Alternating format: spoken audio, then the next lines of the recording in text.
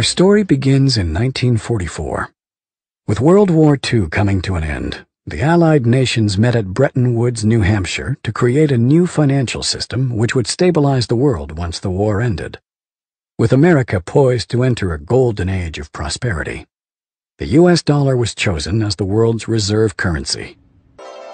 Under this new system, countries agreed to fix their currencies to the U.S. dollar, and the U.S. dollar would be tied to gold at a price of $35 per ounce. This meant that countries around the world could trade their currencies for U.S. dollars, which they could then exchange for gold. This created a system where all currencies were essentially backed by gold. The strength of a nation's currency is based on the strength of that nation's economy. And the American economy is by far the strongest in the world.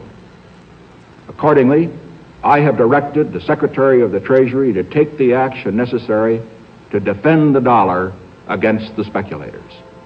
I have directed Secretary Connally to suspend temporarily the convertibility of the dollar into gold or other reserve assets, except in amounts and conditions determined to be in the interest of monetary stability and in the best interest of the United States. By removing the link between gold and the U.S. dollar, President Nixon created a system where all currencies were backed by nothing.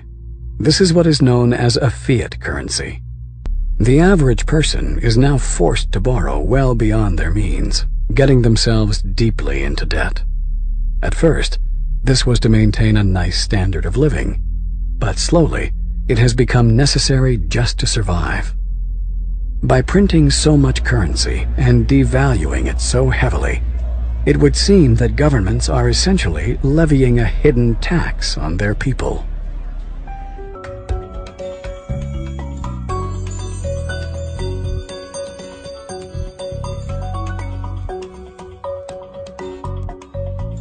There have been dozens and dozens of currency collapses since the end of the Second World War, and they all result from the same thing, bad policies, bad management.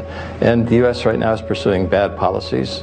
Central bank is doing a bad job managing their currency. And as a consequence, it's inevitable that the dollar is going to collapse. It's on this road that I call the fiat currency graveyard.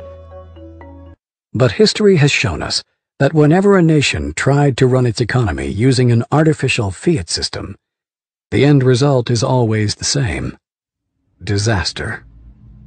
The dollar used to be backed by gold. It was gold that had the dollar. It's like everybody has tethered their ships to the Titanic of currencies, and so we're all going to go down. Gold is the only competitor to a national currency. Gold is money, and these national currencies are money substitutes that circulate in place of gold. Gold is what protects the people from the reckless policies of government. Gold is the government's chaperone. The government wants to be able to do whatever it wants. Gold stands in its way. So yes, gold is an enemy of big government, but it's a friend of freedom. It's a protector of individuals from government. It's not that the price of gold is going up. It's that the value of the dollar is going down. The price remains constant in terms of human effort and purchasing power. An ounce of gold today will buy the same thing it bought 2,000 years ago. If some catastrophic event happens, and we've seen them, how are you going to be protected? Gold is financial insurance. Would you rather have gold or a fiat currency? The current financial system may be dying, but where there is chaos, there is also opportunity. We have millions of people now taking an interest in what is money, the question of what is money, what should it be? And they're learning, especially a lot of young people. Time for the people responsible to wring the last few dollars out of a dying system. But also, for those able to see the cliff edge approaching, time to protect themselves and their families from the imminent plunge. And in the end, that time may prove to be the most valuable commodity of all. There are these brief moments in history where the safe haven asset for the last 5,000 years simultaneously becomes the asset class that has the greatest single potential gains in purchasing power. We're in one of these cycles right now where money is the best investment. Get out of currency, buy money, and you're probably going to be able to buy a whole lot more stuff later. Don't let the banks and the brokerage houses and other people guide all of your decisions. Find out what's going on for yourself. Empower yourself.